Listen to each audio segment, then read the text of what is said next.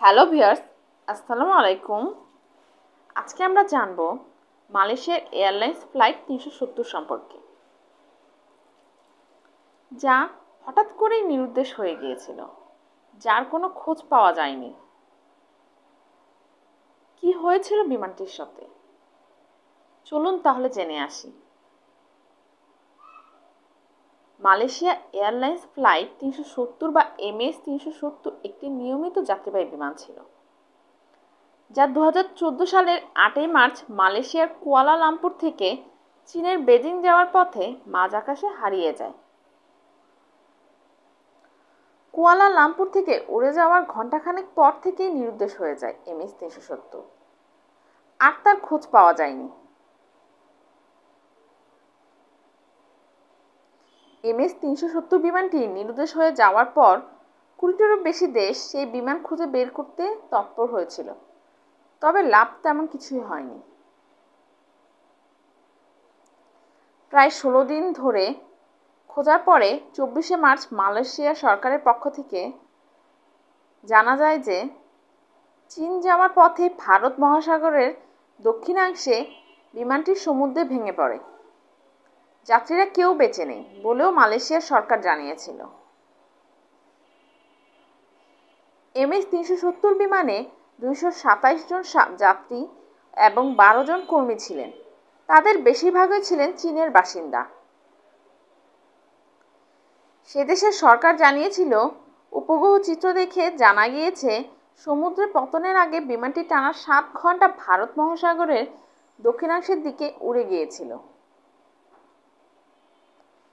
এরপরেও বিমানটির খোঁজে ভারত মহাসাগরের ১,২০,০০০ বর্গ কিলোমিটার এলাকা জুড়ে প্রায় ৩ বছর ধরে অনুসন্ধান অভিযান চালানো হয়।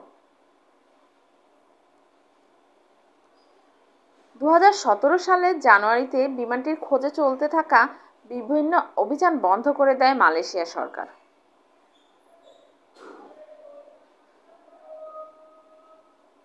পরে এর কিছু ধ্বংসাবশেষ ভারত মহাসাগর থেকে উদ্ধার করা হয়েছে। ধ্বংসাবশেষের কয়েকটি MS-৩৭০ অংশ বলেও দাবি করা হয়েছে। নিখোঁজ বিমানের খোঁজে চলা ইতিহাসের বৃহত্তম অনুসন্ধান অভিযান হওয়া সত্ত্বেও MS-৩৭০ বিমানটি কখনো খুঁজে পাওয়া যায়নি। খুঁজে পাওয়া যায়নি প্রামাণ্য ধ্বংসাবশেষও।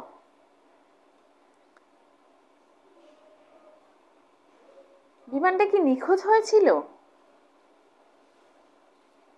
তা নিয়েও অনেক তত্ত্ব রয়েছে। অনেকের দাবি এই বিমানের চালককে বিমানে থাকা কেউ খুন করেছিলেন।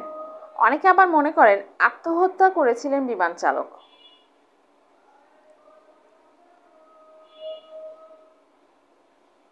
আবার অনেকে মনে করেন যান্ত্রিক ত্রুটির জন্য বিমানটি মাঝ আকাশে ধ্বংস হয়।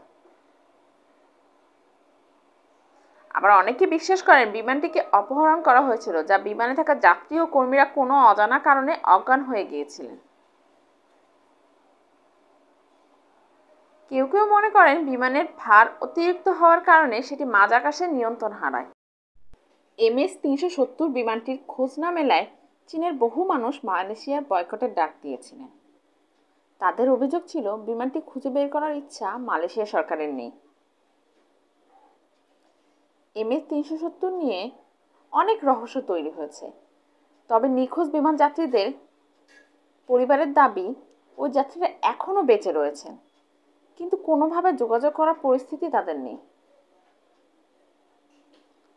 সম্প্রতি ওই পরিবারগুলো নিখোঁজ বিমানটি খোঁজার জন্য নতুন করে অভিযান শুরুর দাবি তুলেছেন। মালয়েশিয়ার প্রধানমন্ত্রী আনোয়ার ইব্রাহিম জানিয়েছেন, প্রয়োজনীয় প্রমাণ পেলে তিনি আবার অনুসন্ধান অভিযান শুরু করবেন। অন্যদিকে আমেরিকার একটি সংস্থা আবার দাবি করেছে নিখোঁজ MS-৩৭০ বিমানটি কোথায় রয়েছে তা নিয়ে উপযুক্ত বৈজ্ঞানিক প্রমাণ তাদের হাতে রয়েছে। সংবাদ মাধ্যম ইন্ডিপেন্ডেন্ট এর প্রতিবেদন অনুযায়ী ওশান ইনফিনিটি নামে টেক্সাসের ওই সামুদ্রিক রোবোটিক্স সংস্থা দক্ষিণ ভারত মহাসাগরের একটি নতুন অনুসন্ধান অভিযান শুরু করার জন্য মালয়েশিয়া সরকারের কাছে প্রস্তাব জমা দিয়েছে।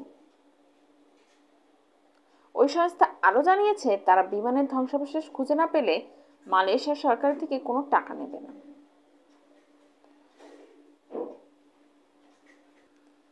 দেখা যাক আদৌ বিমানের কোনো খোঁজ পাওয়া যায় কিনা।